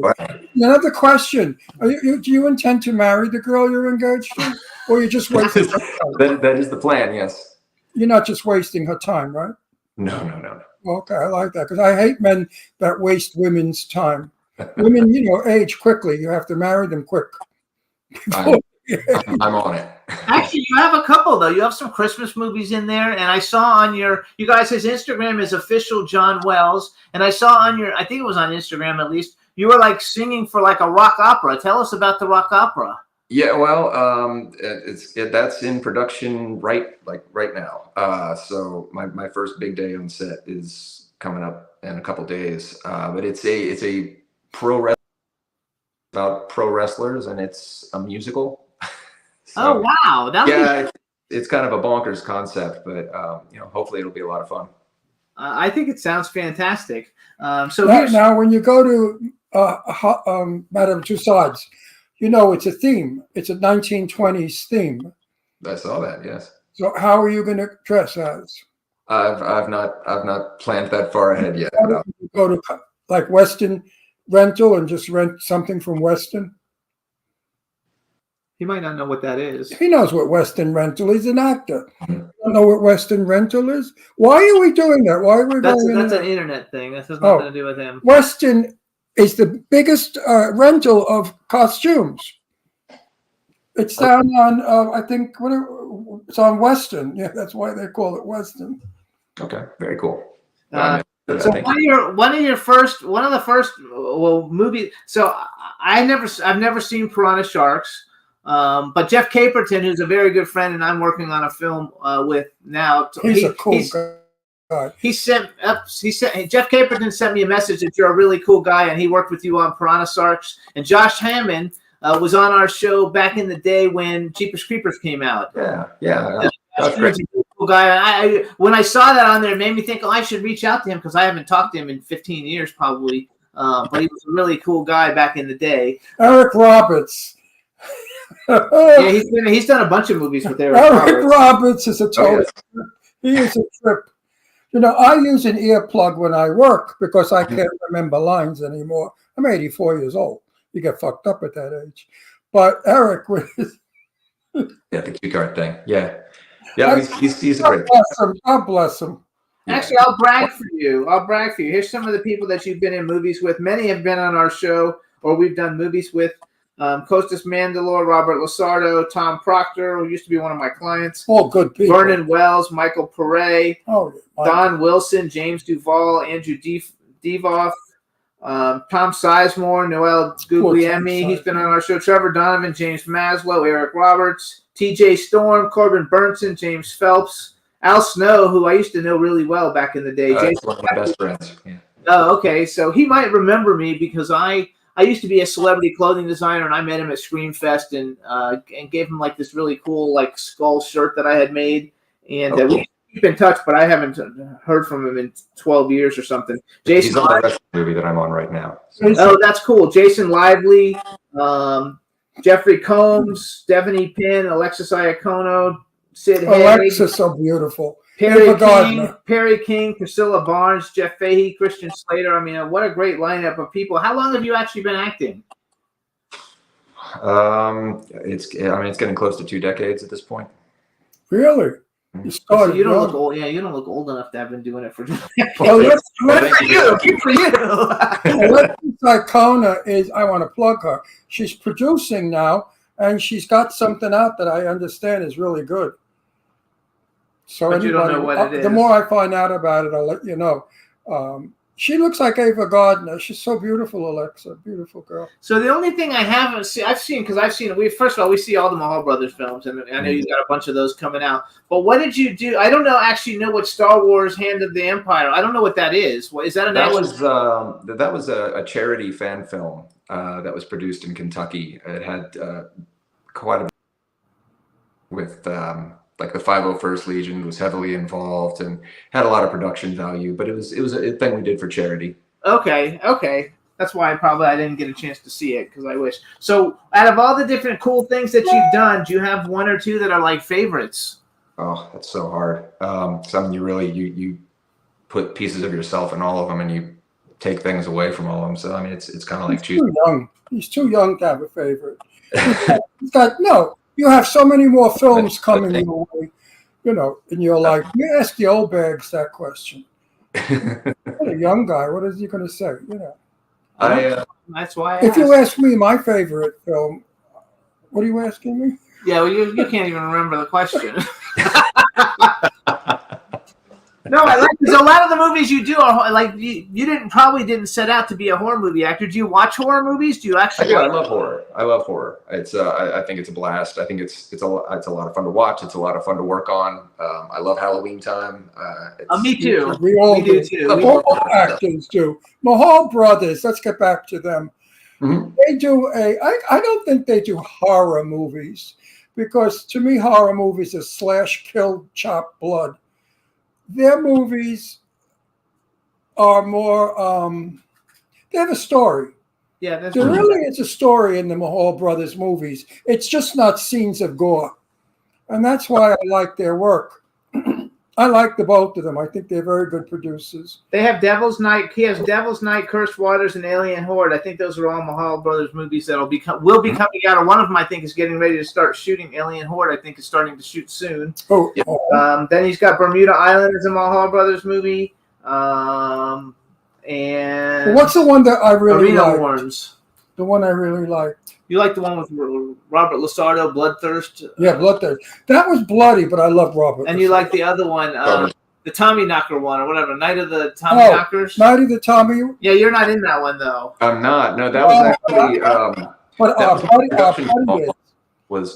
He was fabulous. Yes. He was fabulous in that film. Richard Grieco. Richard. He's going to be Halloween Hunters, I know. I can't wait to see him. He's a favorite friend of mine. The Mahals originally reached out to me for Richard Grieco's role in Tommy Knockers. That was the first time they I like Tommy Knockers. Yeah. And so what? I couldn't do it. So they got Richard Grieco. What I loved about Richard was he didn't act. He did nothing. And the nothing he did was so powerful. Mm. I mean, Sarah French did that in a movie called Blind, where she's a blind movie star and a crazy guy's living in her house and she doesn't know it. Actually, wonderful movie. Do you know Marcel Walsh? I'm speaking. Do you know Marcel Walsh? Can I punch you? I met him. I love him. But okay. Doesn't matter. Doesn't matter. I'm going to punch you so hard. Your teeth are going to go right down your throat. You're going to choke on them. Anyway, Isn't that nice? I'm trying. I'm doing. It's his things on birthday purpose. soon. I have to be nice to him. So I was just nice. Sarah French, as I said, played it without acting.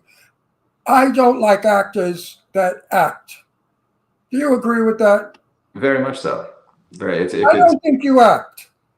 I think you become. That's what I And should. you have to become.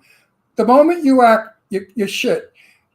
When I work, I become. I don't act. If I can't become, the part's not mine. Right? Did you grow up acting? Like, what did you do when you were Yeah, younger? where are you from anyway? Where's your background? Well, I'm from Louisville, Kentucky. Where? Where in Kentucky? Louisville, Kentucky. Okay. Which I am. From Bowling. My dad's from Bowling Green. Oh yeah. You have a winning smile. I like when you smile. Smile a lot. Thanks. Thank you. Not like Carmela. She smiles too much. Just smile less. So okay, so you grew up in Kentucky. How long have you actually lived in LA? I don't live in LA. I still live in Kentucky. Oh, you're in Kentucky now? Yeah, I'm an East Coast kid. You're a smart Oh man. wow, I didn't know that. Smart Good for man. you. That's smart because like it's terrible. We're not actually in LA. We're in Palm Springs. Okay. But I didn't know you didn't live in LA. Good for you. I bet it's nice there too. Like I haven't been since I was like a little kid, but I've been to Kentucky, and I didn't understand. We stopped for breakfast because we were driving cross country. We stopped for breakfast, and my poor father, who had a very heavy Italian accent, and he didn't get English too well. The waitress, my father said, "I'd like soup." So she said, "You want soap?" My father said, "No, I want soup." She said, "Yeah, you want soap?" He said, "No, I don't want soap. I want some kind of soup." So we had to interpret. Papa. wait a second. Have you ever heard of the band? Because Soap you like is soup. music. Have you ever heard Cage the Elephant? I'm familiar. Yes. Because they're from Kentucky and they're my cousins. They're like my. I've never met them because they're like because the families don't all get along. But my dad knew them very well, and they're from Bowling Green, Kentucky. Yeah. I don't like it. stuff. So do you play? Because I see at least a guitar and a guitar case. Do you play? Like, are you in a Oh, he band or sings. anything? If you I sing, do. Well, I grew up doing music. That's kind of that was sort of my introduction to the entertainment industry. I was a singer, songwriter, touring musician for a lot of years, and then I've made the kind of whiplash transition into acting, and that's kind of taken over my life from there. so is your girlfriend from Kentucky? She is, yes. She is. So you met her in That's good Kentucky. because they have better values there. Where did you meet her? Where did I meet her? Well, I met her working on film. Making a movie. So she's an actress. Yeah, she said that already. Well, he's not giving out who she is. So We didn't ask. well, I'm trying. Her name is Sabrina I Scott. already described her. What's her name? Her name is Sabrina Scott. Is her Sabrina Scott. Sabrina Scott. Look her up. I already described her, blonde, beautiful, with big boobs. So that's it. Sabrina. What movie did you guys do together? We did several. We were friends for a very long time before we were ever a thing. So many people we know meet on the set. Maybe I should put my daughter in a movie. She'll find a husband. Wouldn't it be nice if my kid found a husband? Very hard to find husbands nowadays. All the women I know, they all said men suck. They're no good. They're bums, or they're users, or they're children, or they're impotent, or whatever. So it's really a put-down society we live in. Men are being terribly put down, and I don't understand why. What do you think about Wait a second. that? Is that her? That is her. Yes. Let me see. Oh my God, is she gorgeous? Another ugly one. Yes. You're going to have such ugly children. The two of you are so ugly. She's a knockout. No wonder you like her. Oh no, she's No wonder. she's born in Louisville, Kentucky. She's a beauty. Look at her. What a beautiful girl.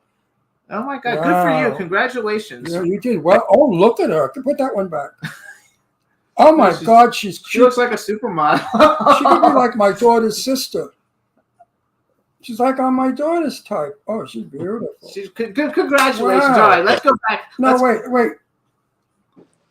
Maybe he doesn't want everybody. Oh, I don't care what he wants. Together. They're in movies I want together, so. everybody out there wants to see what this girl looks like.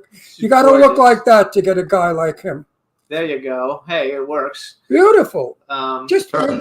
She might make it in the movies. She's so beautiful. She's a director too. She's a director. According to She's a fantastic writer. She's a wonderful writer, and she's a tremendous actress. And Well, how long are you with her?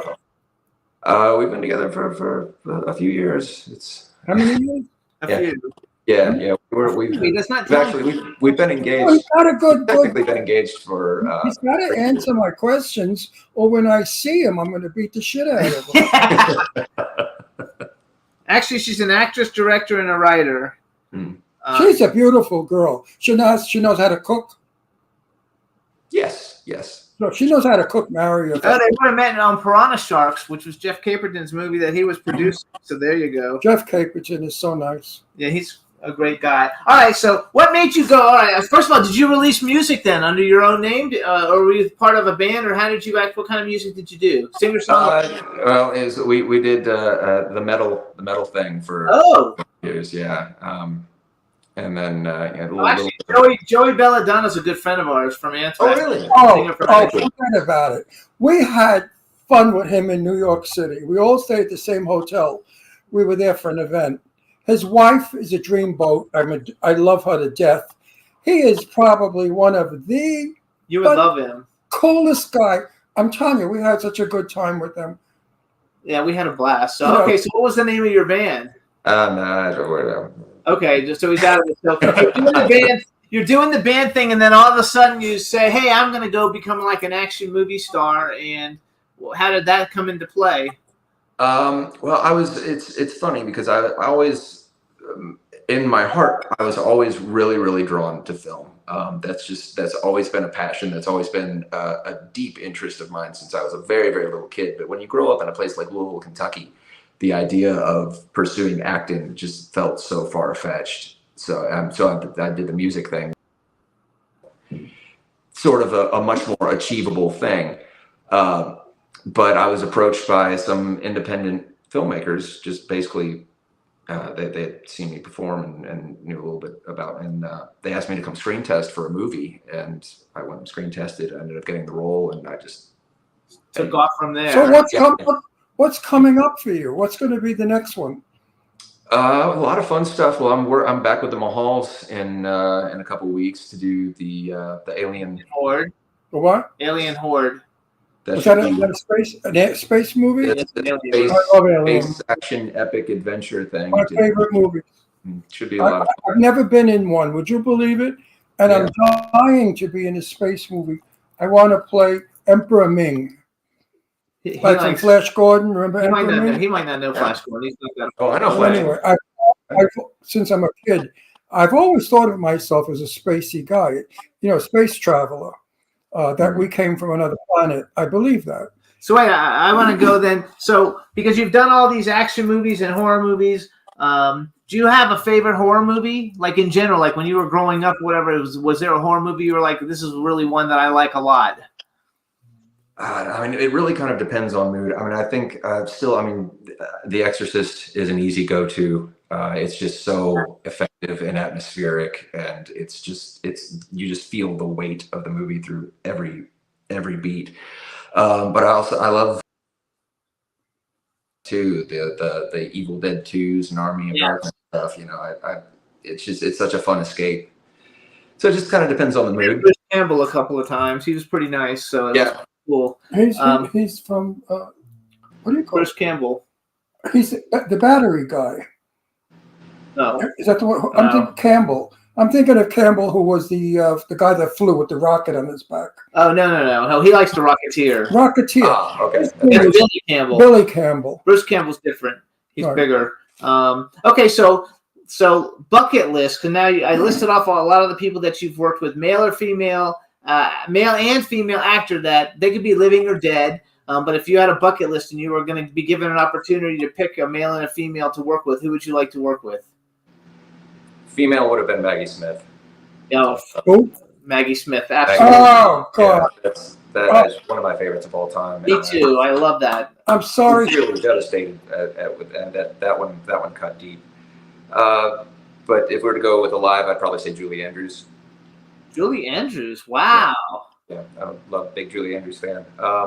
She's as far as one of the loveliest people I've ever met. She was charming and so gracious and so lovely, well-mannered. I was so impressed with Julie. Very nice and very beautiful in person. I love it. Okay, male actor. You can give us a living in. Come on. Ian McKellen. Great. Good choice. Nobody's Good ever actor. picked him, actually. Yeah, I'd probably Ian McKellen or Michael Caine. Great actor. I met him. We both met him at different times. He used to have a restaurant in South Beach, and I ate there, and he ate at the table next to me, so we got to talk to Very him. sweet guy. Very good guy. And then, so then the finale part of that question is bucket list movie. If you could have ever been in any movie that's ever been made in history, what movie would you have liked to have been in? You can't pick your own. That's wow. I feel as you do. There are so many.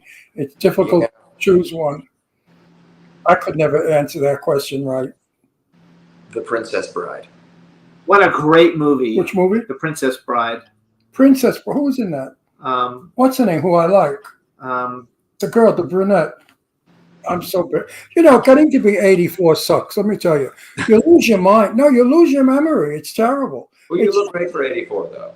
I may not look it, but I am it. And He said you look great for 84. Oh, see, I don't even hear well. What the hell am I doing in the business? I still make movies. I just shot a movie. Clown Motel 3 Ways to Hell. I played General Milan. That sounds like a lot of fun. It's a great movie, Princess Bride. It's got a lot of really What's her good name? people in The it. one I like is the star of that, the brunette girl. No, you're thinking of the Julie Andrews Princess No, I'm not. Diaries. I'm thinking of the one that was in...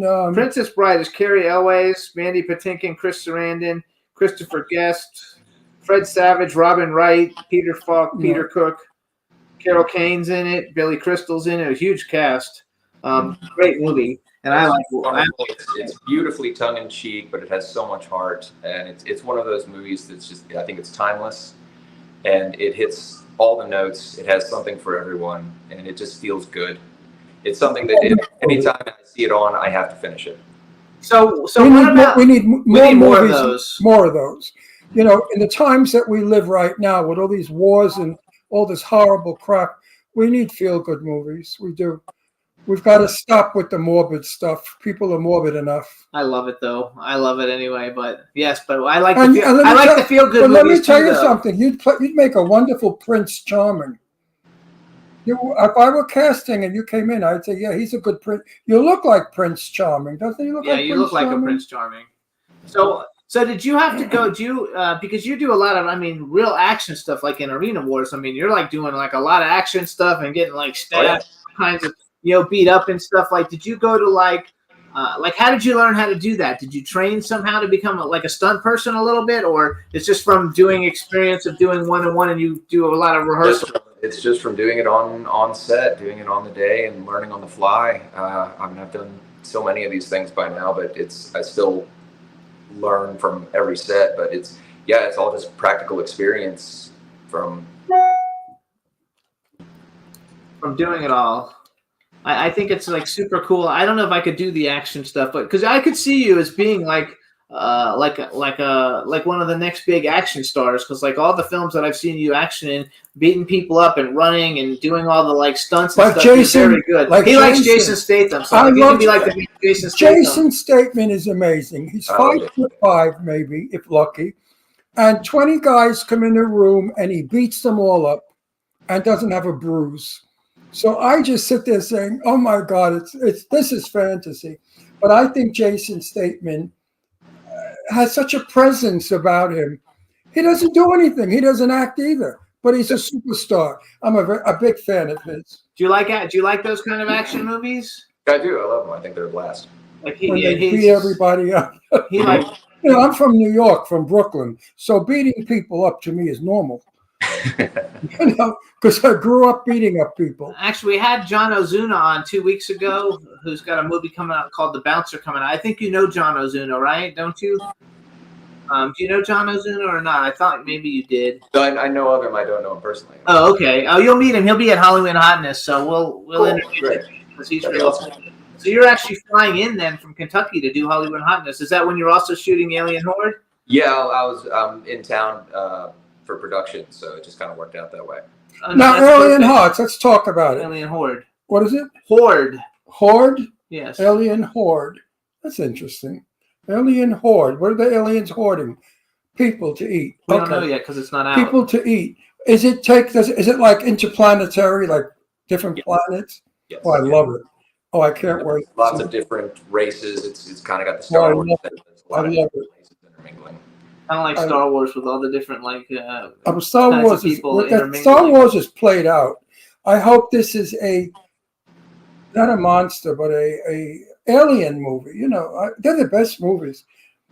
Anyway, they haven't started production, so we can't really talk about No, it. but I can talk to what's his name. You can talk to Michael and Sonny and right, ask them. and suggest to him. Actually, in the chat room, they're saying that number one, you should meet Marcel Walsh. And the reason I brought it up was Marcel Walsh is like you now. He's very good looking and built, but he also was like Marcel is he built? is built. No, he's frail. He's a little guy. No, he's Not not. like him. Marcel he's not little. as tall. Marcel takes his shirt off and Marcel's ripped. He's got a six pack. He's got muscles. Since when? Always. Anyway, He but had Marcel was 100. He was like over 100 pounds overweight, also, and a really chubby young kid. And now he's like basically he's one of the biggest independent horror movie directors that there are. So you should definitely meet him sometime. They're also saying that you'd be great in like a romantic rom-com. They think that you should do some romantic rom-coms. Definitely leading And somebody man. also said that you would you'd make a great like Alibaba. But I could see you as like like taking over since unfortunately Bruce Willis is no longer to do it. Like I could see you being like kind of like the next Bruce Willis type, where you do all the action stuff. I could totally see you doing it. So I hope you got a good agent because we would love to see you in some more He's of that doing stuff. great. What does he need? And, He needs you to tell him what to do. No, he doesn't need me to tell him what to do, but I'd like to get him in $100 million movie instead of $1 million Well, movie. you know what? He would like it too. You know what? Let me tell you something. Actors must earn that. You earn that. Not Brad Pitt. I don't think he ever earned it, but you have to earn it. You start off making $50 a movie, then you go to $200 a movie, then you go to $1,000 a movie, and then you go up. It comes with you have to earn the audience. It's about Actually, I think you've got a big audience following though already. It's all about the audience. And I have like 3 people that see my movies, but I get paid. I don't work free. Well, after this, I hope to be the 4th. There you go. You can be the 4th. They also saying they could see you in roles like Hugh Grant, like a Hugh Grant role. Are those teeth your own? I'm sorry? Are your teeth your own? These, I made these myself with my gums. Beautiful teeth. No, I mean, you're not veneered or capped. No, these are. You're lucky. He's young. I know, but I never had teeth. I'm not that young, but thank you. I never had a smile. Look at my smile. Like a turtle. He has a beautiful smile. Look at that. So you guys, this is John Wells. You can follow him at official John Wells. Please check out on. You have a brother, an older brother, single? Yeah, I have an older brother who is about to get married. Oh, he's about to Maybe get we married. could break it up. No. He's always trying to marry I'm off his daughter. desperate to marry my daughter off. So you guys. So follow John on Instagram. Everybody needs to check out Arena Wars because it's on Paramount Plus. Which congratulations to you and the Mahals. I mean, that's a big deal getting on Paramount Plus. Not an easy platform to get on. So congratulations. Wish you all the success in the world on all your films, and we look forward to meeting you in person and taking some pictures at Halloween Hotness on the 19th when you're shooting. I don't know that he wants to take a picture with me. Unquestionable. If anybody sees the picture, they look at me, not him. Oh, yeah, right. So, John, thank you so much for coming on. I didn't know you were in Kentucky. I think it's very cool. Please give our best to your gorgeous fiance. She's a beautiful girl. And we look forward to seeing you. I hope she's nice. I hope she's a true blue person. Of course she is. We wouldn't be. No, sometimes those beautiful girls are bitches, you know. No, really. I've seen some of those beautiful girls, what they do to men. I would punch her in the face if it were me. He's not going to be with the terrible one. So anyway, congratulations on all your success. Thanks for coming on the show. We'll see you in a few weeks. I look Looking forward to it, Johnny boy. Bye. Nice guy, good looking, good actor. He's got it all. So you guys, thanks And so a much for beautiful tuning in. girlfriend. We had a great show, and we'll see you guys next Yes. week. Have a great weekend. Bye-bye. Have a good time. October, Halloween time soon, and Jimmy's birthday. Bye, everybody. Bye-bye. Can turn out to be so wrong. Yeah, we in the mix. Yeah, we in the mix. It's another episode. Here we go. The Jimmy Star Show with Ron Russell. Interviewing the hottest, newest, and truest of today's celebrities. Make sure to subscribe so you can get notified weekly. Jimmy Star, he's the king of cool. Ron Russell, he's a gorgeous dude. Chat room is live and you would be a fool not to vibe with us at the Jimmy Star Show with Ron Russell. Come watch it live on W4CY Radio. Miss some past episodes, download on iTunes. The Jimmy Star Show with Ron Russell. It's the Jimmy Star Show with Ron Russell.